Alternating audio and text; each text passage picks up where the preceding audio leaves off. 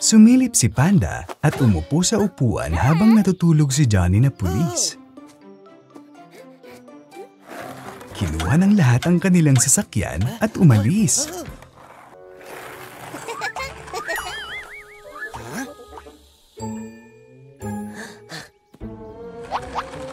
Oh no! Si Johnny na pulis ay humahabol sa mga magkaibigan. Inaayos ni Thorny ang isang kotse na malapit. Siya ang mga magnanakaw na nakawin nito. Grabe ang habulan.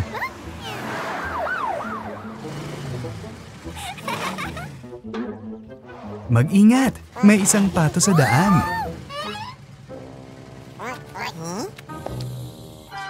Paparating na si Johnny na pulis. Umalis ka na! Madilim na at naubusan ng gasolina ang kotse.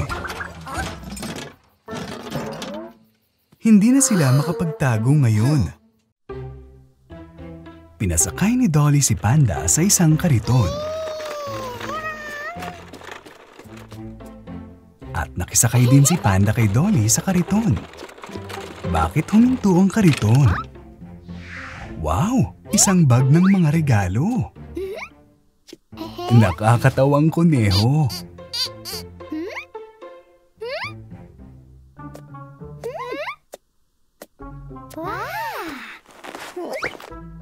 Oh no! Nakuha ni Tommy ang bag.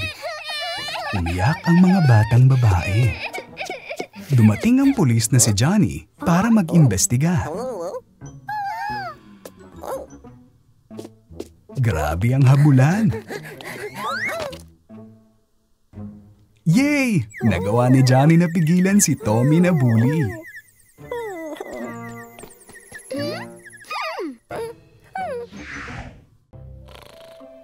Si Johnny na pulis ay nakatulog sa tindahan. Ano yun?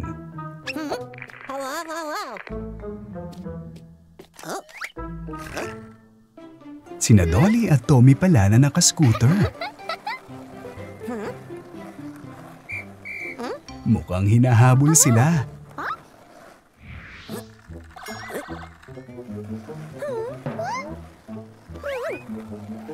Naglibot ang mga bata sa lahat ng mga puno.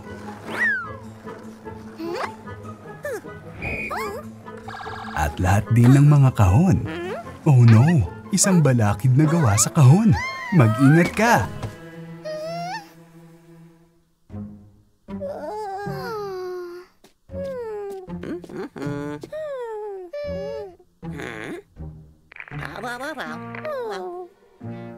Nahuli na ngayon sina Dolly at Tommy dahil sa pagpapalayaw.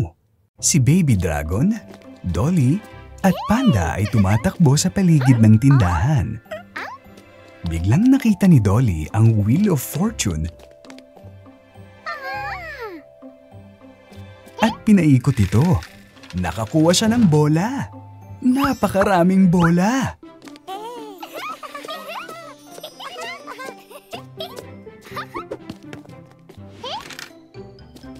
Sa pagkakataong ito, nalaglag ang ilang laruang kabayo. Pero mukhang hindi gusto ni Dragon ang laruang ito. At muling iniikot ang gulong. Oh no! Nahulog ang mga ahas sa Wheel of Fortune. Mag-ingat! Oh! Mga multo ito. Biglang dumating ang mangkukulam. Mukhang ito ang kanyang ideya.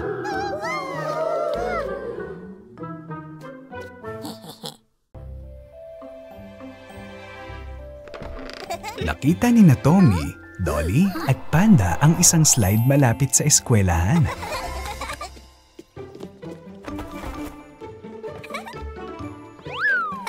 Ang saya-saya sumakay sa slide.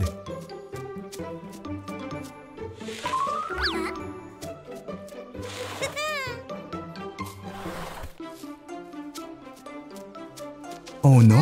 Si Panda ay sumingit sa pila. Yan ay hindi na patas. Tommy, maglaro tayo ng bola.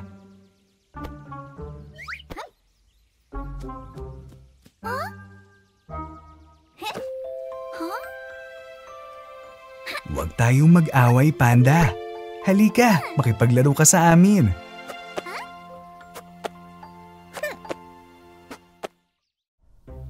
Naglalaro si Dolly ng mga laruan. Oh no! Isang bubuyog! Tumakbo si Dolly sa kusina ng kanyang ina. Pero tila natatakot din siya.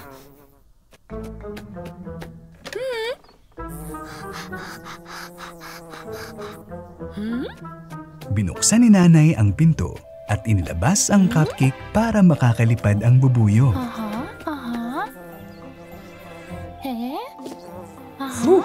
Lumipad ito palabas.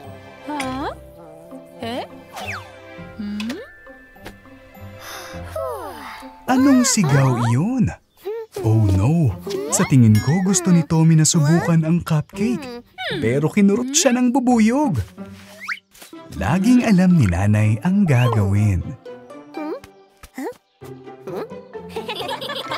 Nag-aalmusal sina Dolly at Tommy. Ano ito? Dumating na ang bus ng eskwelahan. Hey Panda!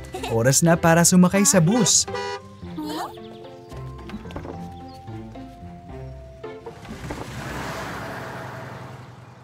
Oh no! Naiwanan si Thorny ng bus. Oh! Bumalik ang bus para kay Thorny.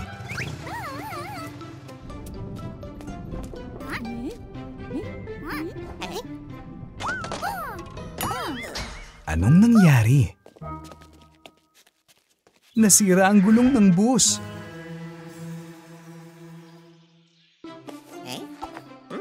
Ayos ni Thorny ang bus. Tara na sa eskwelahan.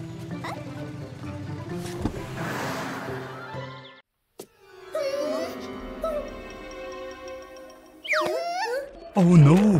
Eto na naman ang kalansay na iyon.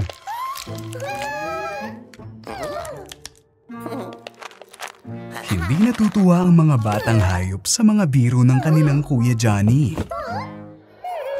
Parang meron dun ah.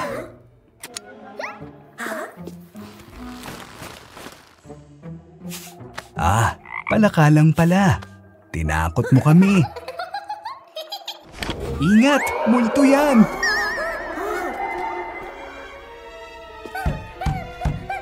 Anong nangyayari dito?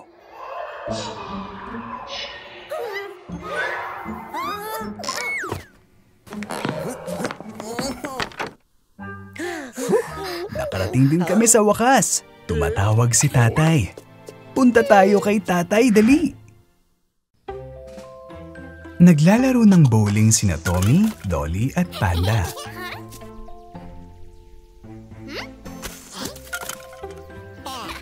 Sino yung nagtatago sa likod ng puno? Ang mangkukulam!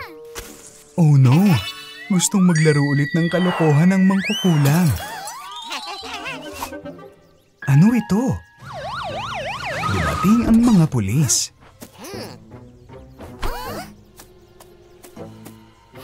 Si Johnny na pulis ay nagbigay ng sulat sa kanyang mga magulang.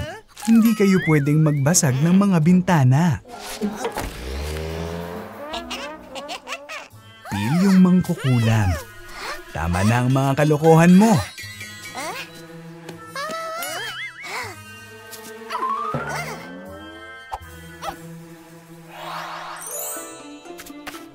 Walang sirang bintana, walang sulat.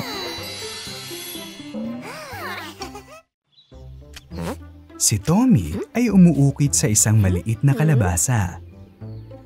Si Dolly ay umuukit sa isang malaking kalabasa. Masama ang loob ni Tommy. Mas malaki ang kalabasa ni Dolly kaysa kay Tommy.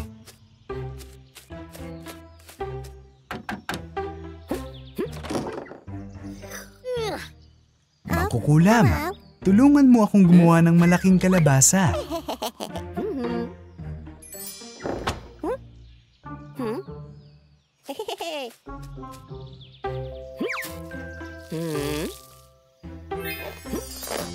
Ang laki ng kalabasa na pinalago ni Tommy.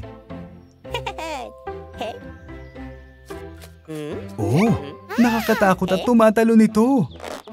Hay, itong mga panlinlang ng mangkukulam.